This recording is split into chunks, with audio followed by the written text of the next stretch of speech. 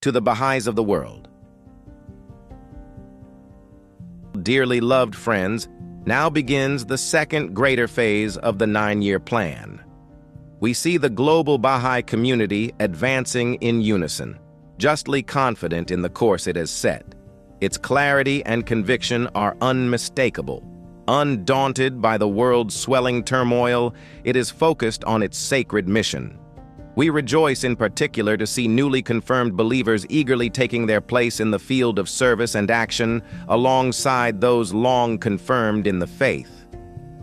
Third milestone clusters are proving to be fertile ground for rich experience to be harvested and propagated.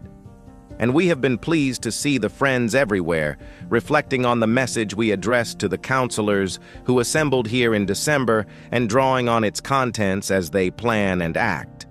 This purposeful spirit has been especially evident in the institutional meetings that have been convened around the world.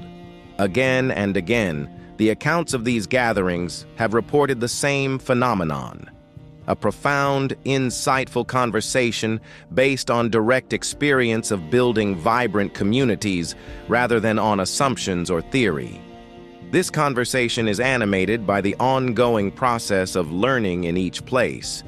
It is imbued with a deeper recognition of the significance of the Baha'i community's endeavors and the implications they hold for a troubled world in desperate need of direction. A sense of responsibility and resolve is widely felt, and there is an acute awareness of the scale of the task at hand. Often this conversation opens up an additional complementary perspective which recognizes the efforts of communities and individuals not simply as the pursuit of programs and projects, but as the cultivation of a way of life patterned on the divine teachings, a shaping of actions, interactions, and aspirations. This same earnest conversation, reflecting a commitment to learning, is being advanced across the community from the national and regional levels all the way to the village and neighborhood, and in a variety of settings, including meetings arranged by the institutions, as well as other spaces that are emerging. It will surely be a feature of national conventions, too. We look forward to seeing patterns of individual and collective action being strengthened and expanded as this conversation unfolds. As always, it is a conversation which should be extended to ever-widening circles of friends, neighbors, and other like-minded souls who identify with efforts to bring about spiritual and material progress founded on the oneness of humankind. The spaces being created for broadening this conversation, whether they are spontaneous or planned long in advance, are an indication of a deepening involvement with society, and we hope they will become more and more common.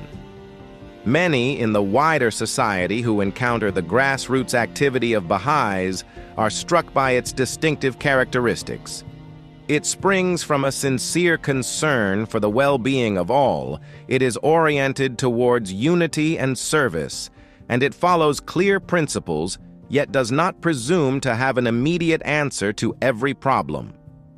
In a spirit of common endeavor, Baha'is seek to collaborate with others and to learn together, and in the relationships they form with those who occupy positions of authority and responsibility in society, they are earnest and clear-sighted.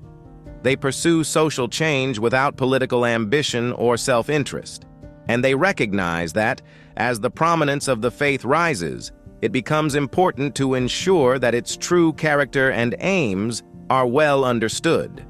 In many places, the growing depth of the community's interactions with society means, inevitably, that there are new situations to navigate and new questions to answer, and this is compelling the community to further develop its own capabilities.